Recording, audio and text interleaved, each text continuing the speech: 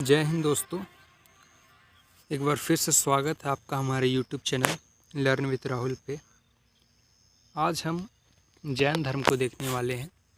इससे पहले हमने 2 लेक्चर्स किए थे, एक तो हड़प्पा सभ्यता पर और दूसरा वैदिक सभ्यता पर। आज बारी है जैन धर्म के बारे में देखने का।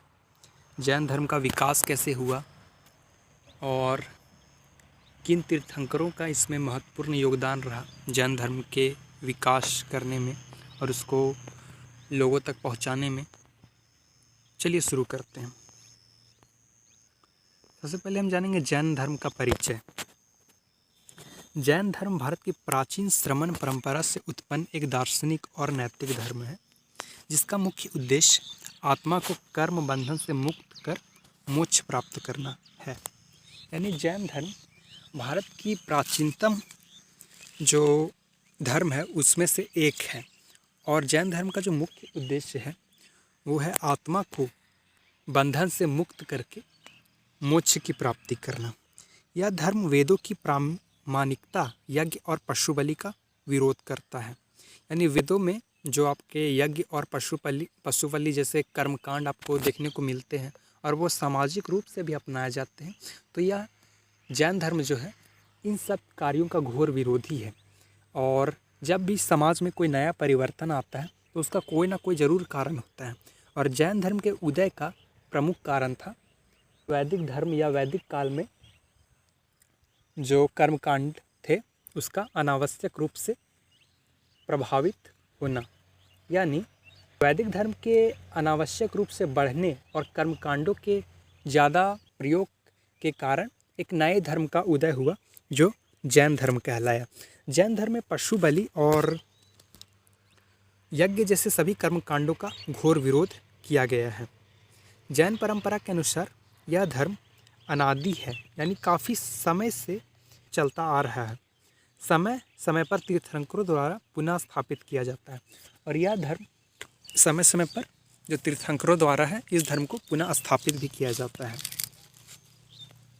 तीर्थंकर परंपरा का महत्व क्या था?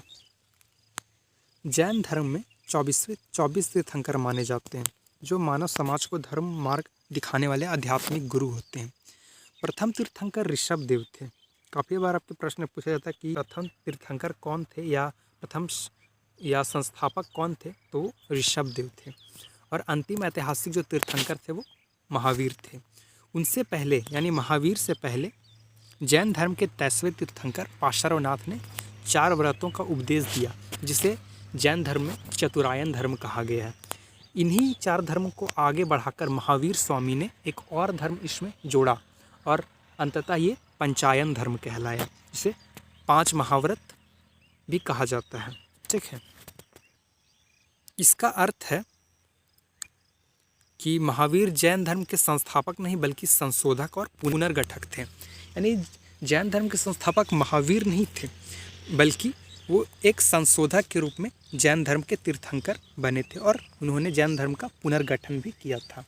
हालांकि जैन धर्म के वास्तविक संस्थापक महावीर स्वामी ही माने जाते हैं, क्योंकि जो मैक्सिमम आपको जैन धर्म का फैलाव हुआ वो महावीर जी के समय ही हुआ, जिस कारण हम उन्हें जैन धर्म का वास्तविक संस्थापक मानते हैं।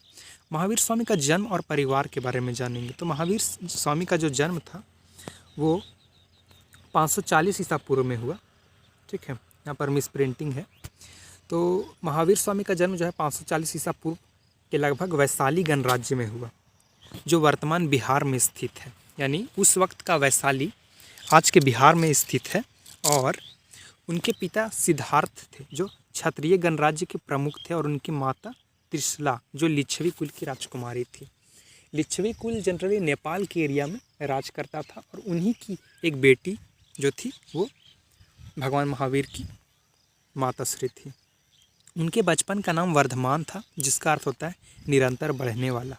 बचपन से ही वे अत्यंत साहसी, शांत और संयमी स्वभाव के थे, जिसके कारण उन्हें महावीर की उपाधि मिली है।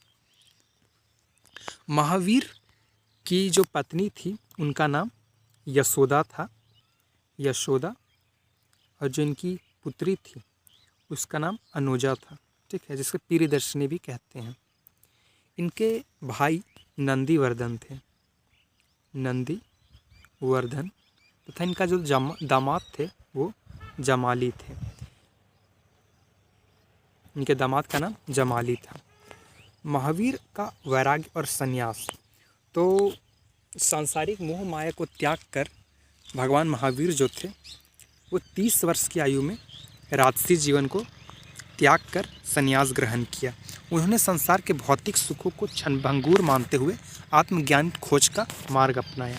संन्यास लेने के बाद उन्होंने 12 वर्ष तक कठोर तपस्या की। 12 वर्ष के बाद इन्हें ज्ञान की प्राप्ति हुई। इस दौरान उन्होंने अत्यधिक तप, मौन, ध्यान और आत्मसंयम का अभ्यास किया तथा सभी प्रकार के कष्टों को सहन किया। वे नग्न होकर रहते थे क्योंकि उनका मानना था कि वस्त्र भी आसक्ति का प्रतीक है। ठीक है, और जब तक आप वस्त्र को नहीं त्यागते हैं तब तक आप सामाजिक मोहमाया में ही स्थित रहेंगे, सामाजिक मोहमाया को मानकर चलेंगे। बल्कि जो महावीर का मानना था, उन्होंने संपूर्ण सामाजिक मोहमाया को त्याग दिया था, तो वस्त्र का त्यागना लाजमी ही था। हालांकि आगे चलकर यह भी एक बड़ा कारण रहा कि जैन धर्म के लोग जो थे वो आगे चलकर नग्न रहना पसंद नहीं करते थे, जिस कारण उन्होंने जैन धर्म को उस तरीके से नहीं अपनाया। कैवलिन की प्राप्ति, तो 30 वर्ष की अवस्था में महावीर ने अपना गृह त्यागा और उनको ज्ञान की प्राप्ति के लिए 12 वर्ष की कठोर तपस्या करनी पड़ी। 12 वर्ष की कठोर तपस्या के बाद महावीर स्वामी को केवल ज्ञान, जिसे कैवलिन भी कहा जाता है, वो प्राप्त हुआ। केवल ज्ञान का अर्थ होता है सर्वज्ञाता, यानी सब कुछ जानने वाला। जैन धर्म के अनुसार केवल ज्ञान वह अवस्था है जिसमें व्यक्ति को समस्त सत्य का पूर्ण ज्ञान हो जाता है और वह जन्म मृत्यु के चक्र से मुक्त होने के मार्ग को जान लेता है।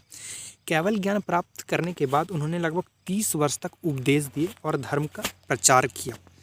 ज्ञान प्राप्ति के बाद जो महावीर स्वामी के पहले शिष्य बने वो इनके ही दामाद, जो मैंने पहले बताया, इनका जो दामाद थे जमाली, वो ही इनकी पहले शिष्य बने और जमाली को ही इन्होंने अपना पहला उपदेश दिया। अब महावीर की शिक्षाएं क्या थी?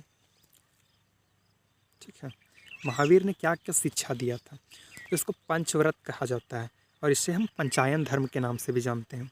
महावीर के पंचायन धर्म, ये काफ़ी ज़्यादा इंपॉर्टेंट बन जाता है। एग्जाम में कई बार पूछा जा चुका है कि जैन धर्म के पंचायन सिद्धांत को लिखिए।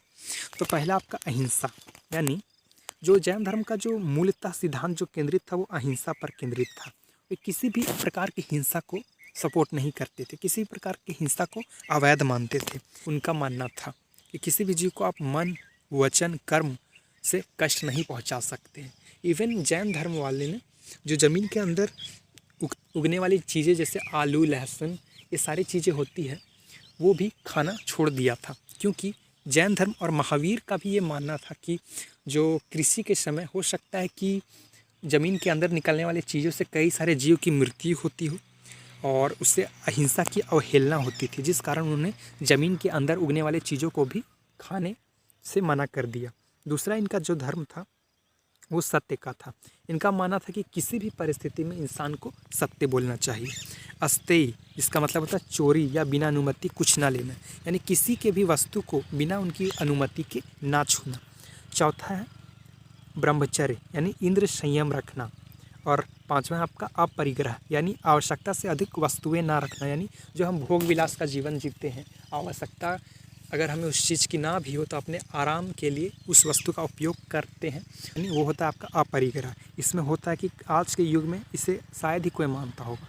अपरिग्रह का मतलब ये भी हो सकता है कि धन संग्रह ना करना, किसी भी प्रकार का कोई भी ऐसी चीज़ संग्रह ना करना जो कि आपका जो आवश्यकता की वस्तु ना हो। ठीक है, ये महावीर स्वामी का मानना था। हालांकि जो इसमें से 4 सिद्धांत थे, अहिंसा, सत्य, अस्तेय और अपरिग्रह, ये जैन धर्म के 23वें तीर्थंकर जो पार्श्वनाथ जी थे उनके द्वारा दिया गया था और इसी में ब्रह्मचर्य जो ऐड कर दिया गया था वो महावीर स्वामी के द्वारा किया गया था, जिस कारण इसको पंचायन धर्म कहा जाने लगा। उसके अलावा जैन धर्म के त्रिरत्न सिद्धांत भी प्रमुख रूप से माने जाते हैं। मोक्ष प्राप्ति के लिए 3 रत्न आवश्यक बताए गए हैं, यानी किसी भी इंसान को यदि मोक्ष की प्राप्ति करना है तो इनको इन 3 चीज़ों को प्राप्त करना या इन 3 चीज़ों को मानना अति आवश्यक हो जाता है। पहला आपका सम्यक दर्शन, यानी सही दृष्टिकोण, किसी भी चीज़ को लेकर किस प्रकार से आप सही दृष्टिकोण अपना रख सकते हैं, वो पहला है। दूसरा सम्यक ज्ञान यानी सही ज्ञान प्राप्त करना। और तीसरा आपका सम्यक चरित्र यानी आपका आचरण जो है वो सही होना चाहिए, किसी भी अवस्था में अब अपने आचरण को ना बिगाड़े। तो ये भी जैन धर्म के एक प्रमुख सिद्धांतों में से एक था। एक और जैन धर्म का प्रमुख सिद्धांत है जो कि अनेकांतवाद। जैन धर्म का एक अनूठा सिद्धांत है कि सत्य एकांगी नहीं बल्कि बहुआयाम होता है। इसका अर्थ है कि हर वस्तु को अलग अलग दृष्टिकोण से समझना चाहिए, यानी किसी भी चीज़ को किसी एक दृष्टिकोण से नहीं सोचना चाहिए, उसके कई पहलू हो सकते हैं और उन सभी पहलुओं को सोच समझकर अपना निर्णय लेना चाहिए। यह सिद्धांत सहिष्णुता और बौद्धिक उदारता का आधार है। आत्मा और कर्म सिद्धांत जो कि एक दार्शनिक व्याख्या है। जैन धर्म मानता है कि हर जीव में आत्मा होती है और आत्मा शुद्ध, अनंत और दिव्य है, लेकिन कर्मों के कारण आत्मा पर अशुद्धि जम जाती है। यानी जैन धर्म का मानना है कि कोई भी आत्मा जो है वो अपवित्र नहीं होती है, या कोई भी आत्मा जो है वो जो है खराब नहीं होती, अपने कर्मों से वो अशुद्ध हो जाती है, जिससे जन्म मरण का चक्र चलता है। यानी जैन धर्म का मानना भी था कि पुनर्जीवन का जो सिद्धांत है या पुनर्जन्म का जो सिद्धांत है वो एग्जिस्ट करता है, यानी सच में पुनर्जन्म होता है। जब मनुष्य तप, संयम और ज्ञान से कर्मों को नष्ट कर देता है तब आत्मा मुक्त होकर मोक्ष प्राप्त करती है। जैन धर्म का मानना था कि जब मनुष्य जो है तप, संयम और ज्ञान से अपने कर्मों को नष्ट कर देता है, अपने बुरे कर्मों को खत्म कर देता है, तो जो आत्मा है वो मुक्त हो जाती है और अंततः मोक्ष को प्राप्त हो जाती है। अब उपदेश और प्रचार को देखते हैं, किस प्रकार जैन उपदेश का प्रचार किया गया, किस प्रकार के उपदेश दिए गए। ज्ञान प्राप्ति के बाद महावीर ने लगभग 30 वर्षों तक लोगों को धर्म का उपदेश दिया। उन्होंने सिखाया कि मनुष्य स्वयं अपने कर्मों का निर्माता है।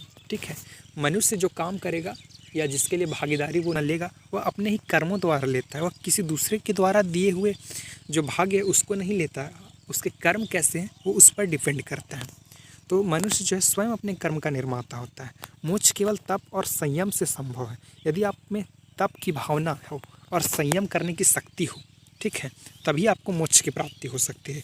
हिंसा जो है सबसे बड़ा पाप है। जैन धर्म हिंसा का घोर विरोधी है, वो अहिंसा पर बल देता है। हालांकि 90% जो हिस्सा जैन धर्म का है वो अहिंसा पर ही बल देता है। ठीक है, हिंसा, आप यदि हिंसा कर रहे हैं तो आप जैन धर्म के अनुयायी नहीं हो सकते हैं, कभी नहीं। महावीर स्वामी का निर्वाण, तो महावीर स्वामी ने 72 वर्ष की आयु में पावापुरी में निर्वाण प्राप्त किया। निर्वाण जनरली जैन धर्म में एक ऐसा क्रिया होती है जिसमें मनुष्य स्वतः ही भोजन को त्याग कर अपना देह को त्याग देता है और पुनर्जन्म के चक्र से छुटकारा पा जाता है। तो महावीर स्वामी ने 72 वर्ष की आयु में पावापुरी में निर्वाण प्राप्त किया। जैन धर्म में निर्वाण का अर्थ होता है आत्मा का पूर्ण शुद्ध होकर जन्म मृत्यु के चक्र से मुक्त हो जाना। यानी आप जैन धर्म में निर्वाण को प्राप्त करते हैं, निर्वाण प्राप्त करते हैं तो आप जन्म मृत्यु के इस चक्र से मुक्त हो जाएंगे। जैन परंपरा में इस दिन को दीपावली के रूप में मनाया जाता है क्योंकि इसे ज्ञान के प्रकाश का प्रतीक माना जाता है। जैन धर्म का ऐतिहासिक महत्व क्या है? जैन धर्म ने भारतीय समाज और संस्कृति पर काफ़ी गहरा प्रभाव डाला है। इस धर्म ने अहिंसा, सहिष्णुता, सत्य और नैतिक जीवन के आदर्शों को समाज में स्थापित किया है। महात्मा गांधी जैसे अनेक महान व्यक्तियों ने जैन धर्म के अहिंसा सिद्धांत से प्रेरणा ली है।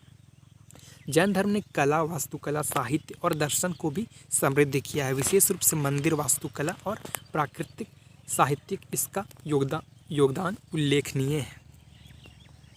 सामाजिक प्रभाव और योगदान, जैन धर्म का समाज में क्या प्रभाव रहा और उसका क्या योगदान रहा? जैन धर्म ने भारतीय समाज में अहिंसा, करुणा और नैतिकता की भावना को मजबूत किया। इस धर्म ने जाति भेद को महत्व नहीं दिया, सभी जीवों को समानता का संदेश दिया। जैन अनुयायियों ने व्यापार, शिक्षा, साहित्य और वास्तुकला के क्षेत्र में महत्वपूर्ण योगदान दिए हैं। कई भावी जैन मंदिर, मूर्तियाँ और ग्रंथ इसकी सांस्कृतिक समृद्धि के प्रमाण हैं। जैन धर्म के ऐतिहासिक महत्व को देखें तो जैन धर्म ने भारतीय चिंतन को गहराई से प्रभावित किया है। इसने वैदिक कर्मकांड का विरोध किया है, सरल नैतिक जीवन का मार्ग दिखाया है। यह धर्म धार्मिक सहिष्णुता, अहिंसा और आत्मानुशासन की शिक्षा देता है, जो भारतीय संस्कृति की मूल पहचान बन गई। जैन धर्म के संप्रदाय, कारण और अंतर। आगे चलकर जैन धर्म दो भागों में बट गया। पहला आपका दिगंबर और दूसरा है श्वेतांबर। ठीक है। श्वेतांबर संप्रदाय मानता है कि वस्त्र पहनकर भी मोक्ष प्राप्त किया जा सकता है। यानी जो श्वेतांबर समुदाय के लोग थे वो ऐसा मानते थे कि ऐसा नहीं कि आप वस्त्र को त्याग दो तभी आप मोक्ष को प्राप्त कर सकते हो। यदि आप वस्त्र पहने हुए तो भी आप मोक्ष को प्राप्त कर सकते हैं। इसका डायरेक्ट जुड़ाव नहीं है कि ऐसा नहीं है कि आप वस्त्र यदि त्यागते हैं तभी मोक्ष को प्राप्त कर सकते हैं। वहीं दिगंबर संप्रदाय का मानना था कि पूर्ण त्याग के लिए वस्त्र भी त्यागना आवश्यक है। और कहीं ना कहीं ये दोनों जो थे अपने आप में सही थे। यह विभाजन धार्मिक मतभेदों और आचार संबंधी व्याख्याओं के कारण हुआ। ठीक है, काफ़ी सारे मतभेद हुए इनके बीच, जैसे कि श्वेतांबर समुदाय के लोग जनरली श्वेत वस्त्र धारण करते थे और ये लोग दिगंबर समुदाय के लोग वो निर्वस्त्र रहते थे। ठीक है। निष्कर्ष में पहुँचे तो जैन धर्म केवल एक धार्मिक परंपरा नहीं है बल्कि एक संपूर्ण नैतिक दर्शन है जो आत्मसंयम, करुणा, अहिंसा पर आधारित है। महावीर स्वामी ने इसे व्यवस्थित रूप देकर मानव जीवन के लिए एक ऐसा मार्ग प्रस्तुत किया है जो व्यक्ति की आंतरिक शांति, आत्मज्ञान और मोक्ष की ओर ले जाता है। जैन धर्म भारतीय सभ्यता के नैतिक और दार्शनिक विकास में अत्यंत महत्वपूर्ण भूमिका निभाता है। जैन धर्म भारतीय आध्यात्मिक परंपरा का वह शिखर है जहाँ नैतिकता, दर्शन और अहिंसा का सर्वोच्च समन्वय दिखाई देता है। तो ये था हमारा जैन धर्म पर पूरा वीडियो। उम्मीद है आपको जैन धर्म पूर्णतः समझ आया होगा और इसके बाद हम अपना नेक्स्ट टॉपिक बौद्ध धर्म पर रखेंगे। तो उम्मीद है आज आपको सेशन पसंद आया होगा। यदि आप हमारे चैनल पर नए हैं तो लाइक, सब्सक्राइब, शेयर ज़रूर करें ताकि आपको नेक्स्ट वीडियो मिलता रहे हमारे यूट्यूब चैनल पर। मिलते हैं अगले वीडियो में, तब तक के लिए धन्यवाद।